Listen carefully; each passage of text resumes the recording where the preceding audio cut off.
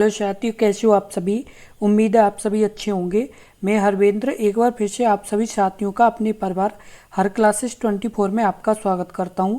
जितने भी अभ्यर्थी जो एनटीपीसी की तैयारी कर रहे हैं, जो एनटीपीसी का फॉर्म भरना चाहते हैं, जो ग्रेजुएट से, तो उनके लिए ये वीडियो बहुत ही ज़रूरी वीडियो है। हम इस वीडियो में बात करेंगे कि आपके फॉर्म ये कब से लेके कब तक भरे जा रहे हैं, और इसमें आप जैसे यदि फॉर्म में कोई मिस्टेक हो जाती है तो वो कब तक करेक्शन कर पाएंगे, कब से लेके कब तक। उसके बाद बात करेंगे कि कौन कौन सी वैकेंसी में केवल एग्ज़ाम देने से यानी आपका सिलेक्शन हो जाएगा, ना तो उसमें टाइपिंग होगी ना ही एप्टीट्यूड टेस्ट होगा, और यानी कौन कौन सी वैकेंसी में आपका जैसे टाइपिंग होगा। और उसके अलावा बात करेंगे कि यानी किस वैकेंसी में यानी कम नंबर से भी आपका सिलेक्शन हो सकता है, और किस वैकेंसी में यानी ज़्यादा मेरिट जाने की संभावना रहेगी। तो ये पूरी जानकारी आपको इस वीडियो में मिलेगी। बस आप इस वीडियो को शुरू से लेकर के एंड तक जरूर देखें और बिल्कुल भी स्किप नहीं करें। और यदि आपने अभी तक अपने इस यूट्यूब चैनल को सब्सक्राइब नहीं किया है तो सब्सक्राइब जरूर कर लें, क्योंकि यदि आप सब्सक्राइब कर लेंगे तो इसी तरह की महत्वपूर्ण जानकारी आपको लगातार मिलती रहेगी। और आरआरबी के द्वारा कोई भी नोटिस या सूचना आएगी तो वो भी सबसे पहले आपको अपने इस यूट्यूब चैनल पर मिलेगी। सबसे पहले आपको बता दें, जैसे नोटिस जो आपका एम्प्लॉय न्यूज आया था वो 4/10/2025 को आया था, और जो एप्लीकेशन स्टार्ट डेट है वो 21/10/2025 से स्टार्ट हुए हैं, और आपकी यानी क्लोजिंग डेट है वो 20/11/2025 है, और आपकी यानी फीस की लास्ट डेट है वो 22/11/2025 है। और आपको बता दें dates of modification window for correction application, यदि बाई चांस ऐसे आपके फॉर्म में कोई गलती हो जाती है तो आप उसे 23/11 से लेकर के 2/12 तक यानी करेक्शन कर सकते हैं। उसके अलावा dates during which eligible scribe candidates must provide their scribe details application portal है वो आपका 3/12 से लेकर के 7/12/2025 तक खुलेगा। तो ये सभी आपके लिए महत्वपूर्ण जानकारी है, क्योंकि बहुत से अभ्यर्थियों को ये भी नहीं पता है कि जैसे कब यानी जैसे फॉर्म पढ़ना शुरू हुए हैं और कब तक ये फॉर्म पढ़ेंगे। उसके अलावा यानी करेक्शन की डेट कब से लेके कब तक रहेगी, तो ये सभी जानकारी आपको यहाँ पर हमने क्लियर कर दी है। अब बात कर लेते हैं आपकी जैसे पे लेवल, उसके अलावा इनिशियल वेतन, यानी उसके अलावा मेडिकल स्टैंडर्ड और एज, और उसका टोटल वैकेंसी। तो ये सभी यानी जानकारी आपको यहाँ पर बता दें। तो चीफ कॉमर्शियल कम टिकट सुपरवाइज़र जो पे लेवल है वो आपकी यानी 6 उसकी है लेवल की, और आपका पे लेवल है वो 7 CPC है, और इनिशियल जो आपका पे है वो आपका 35,400 मेडिकल इसके लिए B2 है, और आपका एज 1/1/2026 तक आपकी 18 से 33 वर्ष की आयु, और इसमें वैकेंसी 161।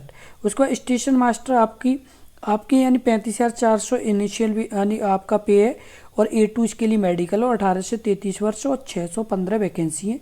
गुड्स ट्रेंड मैनेजर आपकी यानी ये लेवल यानी 5 की है, और इसके लिए CPC वही 7 और 29,200 इसका यानी इनिशियल पे है, और A2 की ये मेडिकल स्टैंडर्ड है, और 18 से 33 वर्ष आयु, और 3416 वैकेंसी है। उसके बाद जूनियर अकाउंट असिस्टेंट कम टाइपिस्ट आपकी यानी जैसे लेवल 5 की, और 29,200 इसमें जैसे इनिशियल पे है, और C2 इसमें मेडिकल, और 18 से 33 वर्ष आयु, 921 इसमें वैकेंसी है। उसके अलावा बता दें senior clerk cum typist level 5 की, और 29,200 इसमें इनिशियल पे, और C2 इसमें क्या मेडिकल स्टैंडर्ड, और 18 से 33 वर्ष आयु, और 638 वैकेंसी है। उसके बाद ट्रैफिक असिस्टेंट में लेवल 4 की है, ये 25,500 आपका इनिशियल पे है, और A2 इसमें मेडिकल है, और 18 से 33 वर्ष आयु है, और 59 इसमें पोस्ट हैं। कुल आपकी पोस्ट हैं वो 5810 पोस्ट हैं, यानी 5810 पोस्ट हैं सभी आपकी ग्रेजुएट लेवल के अभ्यर्थियों के लिए, जो यानी जैसे BA BSc BCom इस तरह की जो यानी जैसे डिग्री हैं उनसे यानी फॉर्म भरना चाहते हैं, तो उनके लिए ये आपकी वैकेंसी हैं। अब जैसे बात कर लेते हैं आपकी जैसे किसमें मतलब आपके दो जैसे CBT1 CBT2 देने से ही आपका एग्ज़ाम जैसे क्लियर हो जाएगा, और आपको जॉइनिंग मतलब मिल जाएगी, और किन में आपको जैसे टाइपिंग करनी पड़ेगी, और किस में मतलब एप्टीट्यूड टेस्ट देना पड़ेगा, तो वो पूरी जानकारी आपको बताएंगे, और साथ के साथ बताएंगे कि किस में मेरिट यानी कम जाने के चांस रहेंगे, यानी कौन सी जॉब में।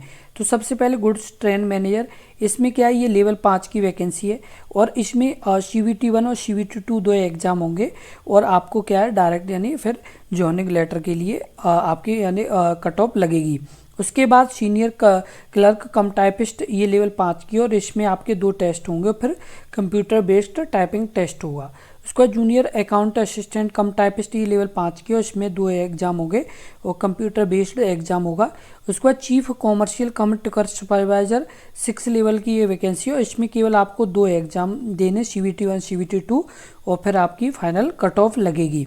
उसके बाद स्टेशन मास्टर में लेवल 6 की है और कंप्यूटर बेस्ड एप्टीट्यूड टेस्ट है, और ये आपके यानी 2 एग्जाम होंगे, CBT 1 CBT 2, और फिर कंप्यूटर बेस्ड एप्टीट्यूड टेस्ट होगा। उसके बाद ट्रैफिक असिस्टेंट में लेवल 4 की एक वैकेंसी और कंप्यूटर बेस्ड आपका एप्टीट्यूड टेस्ट होगा, और CBT 1 और CBT 2 होंगे।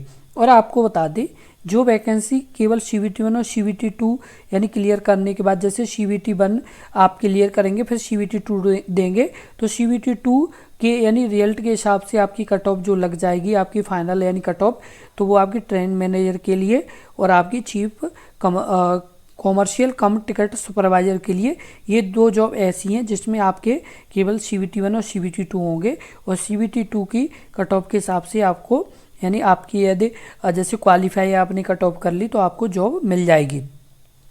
उसके बाद बात कर लें आपकी जो जैसे जिन वैकेंसियों में यानी कट ऑफ कम जाने के चांस रहेंगे, वो आपकी रहेंगी कंप्यूटर टाइपिंग वाली। क्योंकि कंप्यूटर टाइपिंग में क्या है कि कंप्यूटर टाइपिंग यानी जैसे जो ऑल ओवर कंपटीशन होती है, तो उसमें कुछ ही अभ्यर्थी होते हैं जो कंप्यूटर टाइपिंग कर पाते हैं, और जब कंप्यूटर टाइपिंग करते हैं उसके हिसाब से उनकी यानी जैसे जो सीट वगैरह होती हैं, उसके अलावा जो मतलब अभ्यर्थी होते हैं तो वो यानी अन्य की अपेक्षा कम होते हैं, तो इसलिए उनकी मेरिट कम जाने के चांस बन सकते हैं।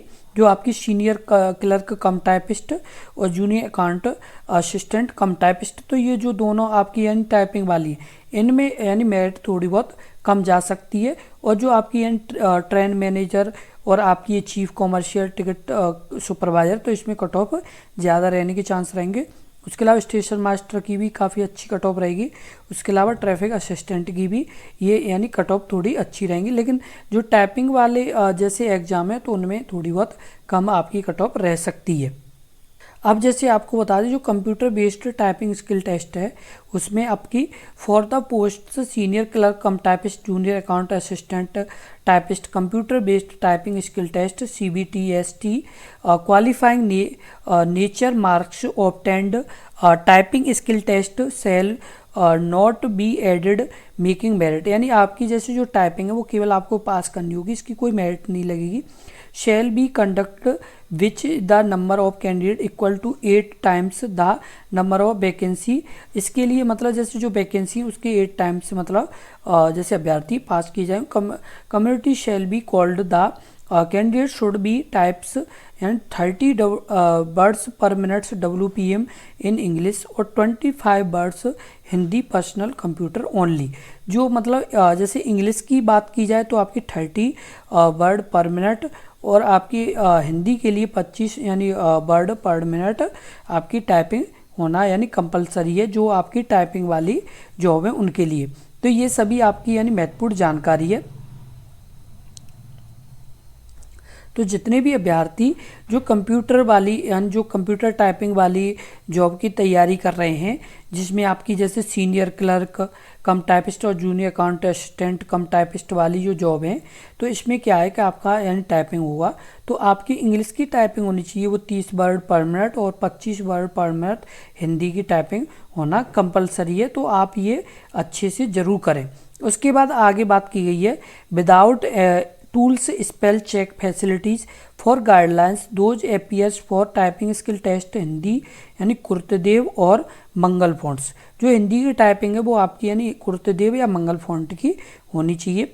Typing skill personal computer expansion in typing skill test में be extended to candidates who are permanently disabled due to blindness, low vision, उसके बाद cerebral palsy, locomotor disability with not less than 40 permanent disability such as eligible PWBD candidates have to upload scanned copy of typing test exemption certificates expansion certificate issued by the competent medical board in the website respective RRB before conduct typing skill tests format NXES BH.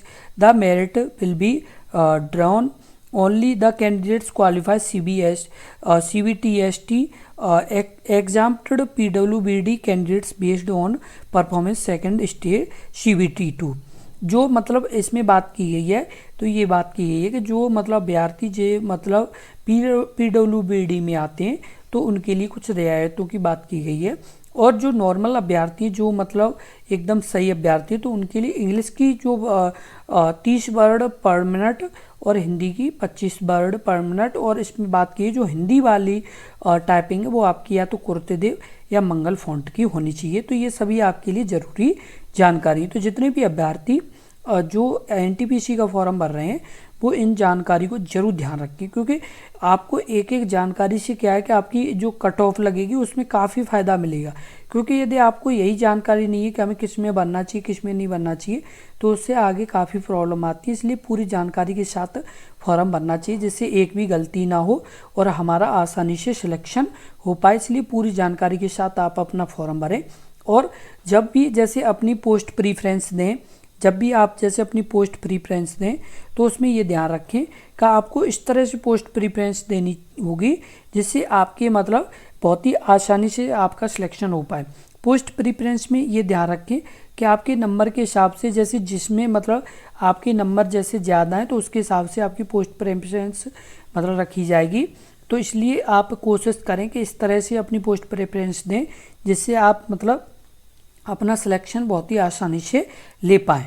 तो ये सभी जो ज़रूरी जानकारी है वो आपने यहाँ पर वीडियो में बता दी।